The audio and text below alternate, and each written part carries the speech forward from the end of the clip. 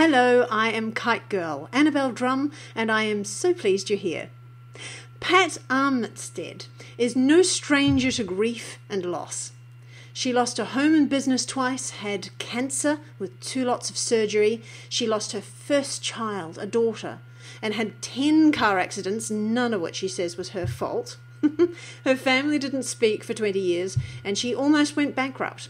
To top all of that off, her husband of 20 years left her. She plummeted after all these losses, and yet from the worst of all of this, the joyologist was born. Dr. Rick Coleman says Pat Armitstead is New Zealand's answer to Patch Adams. She did in fact tour internationally with Patch Adams and has also been likened to a spiritual midwife, delivering people out of the dark times. I talked to Pat today about how it's time to stop medicating unhappiness and learn more about the launch of her new book, Antidepressants, How Refusing Prozac Changed My Life. Here's what she said. Hello, Pat. Thank you very much for joining us today. My pleasure. Delight to be with you. Can you tell us briefly how it is that you came about writing this book? 10 years ago, I experienced a series of losses myself and was depressed. Went to my doctor and she wanted to prescribe for me antidepressants, and for whatever reason, in that moment I thought, no, actually, I don't want to be medicated. Help me deal with my grief. And so from that period, I really went in search of another way. Mm-hmm. And the joyologist was born on that journey. And two, this the alternate, my alternative for supporting people who are moving through grief and loss, who do feel somewhat depressed, but are not clinically depressed, and giving them a way to manage their state and tap into their inner resourcefulness. Mm-hmm. 2 key things, yeah. How big a problem is this sort of medicating unhappiness and mild depression? Well, here in New Zealand, 1 in 4 in any 6-month period are prescribed antidepressants. I understand the figures are the same or very similar in Australia and perhaps throughout the world. What about America? Are they similar there too, in America? Yes, I would say based on a lot of the stuff that's over there, they're actually worse. Here in New Zealand, there are 11 young people under 18 who suicide each week. Each week? Wow. So, and all of these children, their shift from being perhaps challenged to actually committing the suicide has been linked to the use of antidepressants, which are contraindicated in young people under 18. Mm. So, the overprescribing, if you like, of antidepressants and the failure to help people deal with and manage grief and loss and high-stress conditions. Mm-hmm. Professor Dale Larson, he said decades ago, a diagnosis of depression would not be made until at least after a year of sorrow. Mm-hmm. And at the Australian Psychological Society conference in Melbourne, he actually expressed his anger that the American Psychiatric Association's new diagnostic manual allows a diagnosis of depression after only 2 weeks of grieving. So that really got my hackles up and really reinvigorated me to look at what I've created here in Antidepressants and, the ways and means in which that can support people moving through difficult times without having to be a recipient of medication, which doesn't necessarily help people deal with things. Well, certainly not grief, does it? Take a pill to get over grief. Yes. So how did joyology come about? I went through a series of losses, as I mentioned.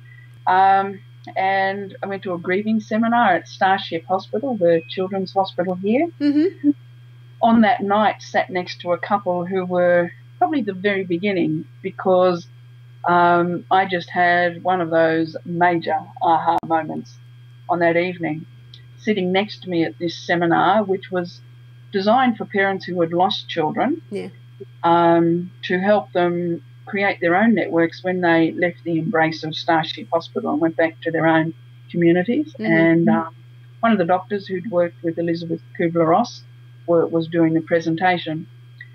I sat next to a couple. The lady was sitting bolt upright. The man very, very much in a lot of pain, holding himself, rocking backwards and forwards. Periodically, I would see and sense tears coming to his eyes. His jaw would clench and unclench. And I actually felt his pain like I'd felt no one else's pain ever before. And at the end of the session, when he went outside, I followed him and started talking to him. And he told me of the loss of their son, who was 14 at the time. He'd fallen at the IMAX cinema over here in Auckland and died as a result of that. So it was an accident. Not even an illness that you're expecting somebody to pass away. No. Wow. And 12 months had passed, and he said, you know, my wife is locked away in some place. I don't know how to access her anymore. She's disconnected. There are the children, and I'm doing my best to, you know, support them. And I hardly even know how to support myself.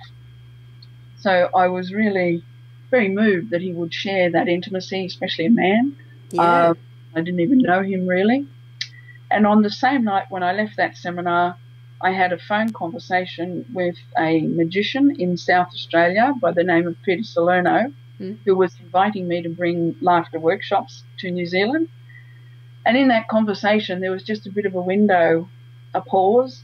And in that pause, I got, oh my, we've got radiology, pathology, hematology, but no joyology. I'm actually going to be a joyologist.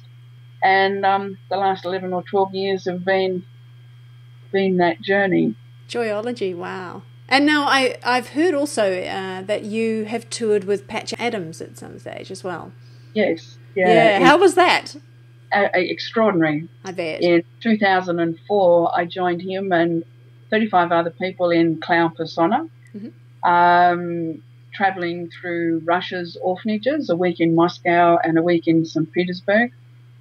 Were those children learning English as well as Russian, or were you just miming and things? Most of the people that we met knew very little English. Some knew some English, but primarily there was a bit of a language barrier. We all learnt some Russian. I didn't master it by any means. But one of the discoveries for me was the language didn't matter. By being in the moment, using humour, you know, allowing the intimacy and just walking in and allowing things to unfold, we just had all these profound experiences of intimate communion. It didn't matter if you couldn't do any tricks. It was not about that. When I first talked to Patch about joining him, he said on the phone, don't come because of me, Pat. Come because you want to find and spend your clown self. Come because you'd like to experience the disparity between rich and poor. Come because you'd like to make at least one Russian friend. And, you know... Beautiful. Yeah. The whole trip is orchestrated and every day was profound. What was the biggest thing you learnt from that trip? I think my journey was absolutely affirmed. The perfection of 16 years as a registered nurse, 11 years in advertising, and now joyology. And the combination of creativity and compassion to deliver into, you know, I do a stress humour health program, and I also do a good grief program, which is a very, good grief is very creative, but working with the human emotions and capturing those and then making art and meaning of grief and loss. Right. So it sounds to me like all your background has drawn. It's kind of all there for a reason, isn't it? Don't you find that I find that more often, that as I interview people that have found their calling and they're heading in the right direction, that everything they've done before, even though they're as vastly different as nursing and advertising, that there is a reason why you dropped into each of those things. Absolutely. Yeah. So tell me more about the book now. Well, the idea for the book actually came on the tour with Patch. Mm-hmm. And I started thinking about Prozac and what we were doing, and the anti-Zac antonym kind of came to me. But I only ever wrote an article about it. I didn't go explore any further with that. As I was writing it, I was really appreciating I now have a new level of languaging. I'm now capturing the essence truly of what I've been endeavouring to craft, since 2000. I didn't want to bag Prozac because I appreciate people do need various medications to treat various, mental illness. But I do believe, from my own experience the last 30 or 40 years, that often an antidepressant is given when a person is actually moving through grief. Right. And there are umpteen other ways to support them through that. Yes. So the book that you've written, who's it going to be best suited to? Well, it's designed for anyone who's moved through difficult times, who's had career challenges, made redundant, all the Ds actually, the divorce, the drama, the depression, the depletion. Mm-hmm. Anyone who's moved through adrenal burnout, who's recovering either in a physical, emotional or spiritual way from some life event, mm-hmm.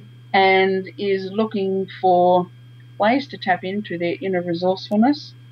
I think we reach a point in our lives where courses and books and information are useful, but we are so well resourced within, but we need to know how to access it and yes. find it. Amen. So yeah. It's very inner focused and developing a lot of NLP practices to tap into managing your state. Okay. Being mindful. And when will it be released? It's available now. Yeah? Okay. Yeah. All right, great. So I will put the link, everybody, into the bottom of this video so that you can go and grab that book as well. Yeah. Is there anything else you want to finish up with, Pat? One of the things that I became aware of on the tour with Patch was we don't have to work so hard to connect and make that really deep connection.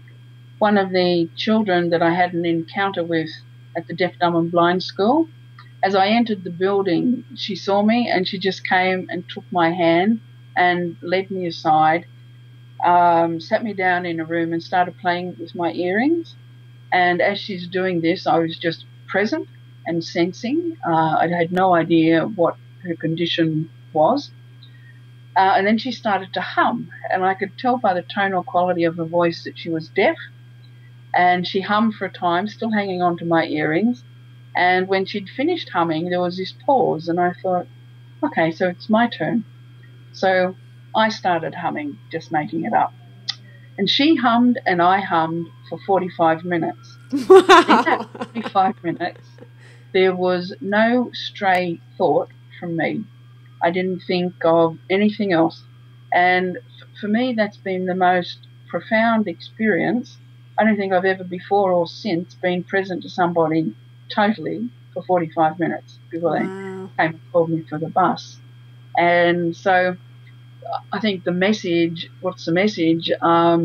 In the slowing down and really allowing that extra time to get present to others, great things come in. And we begin to commune at another level.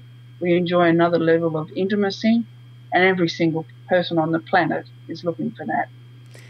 That is beautiful advice, Pat. Thank you. That's really, that's so important for everybody to think about, that you can use that for any relationship. Your workmates, your family. The probably reason they're not listening is because you haven't been present to them. And even your partner, well, especially your partner. Pat, thank you very much. This has been a wonderful, Thank you so much. wonderful interview today. Yeah, Lovely. and as I said, guys, go ahead, grab the book. The link is down below. Thanks.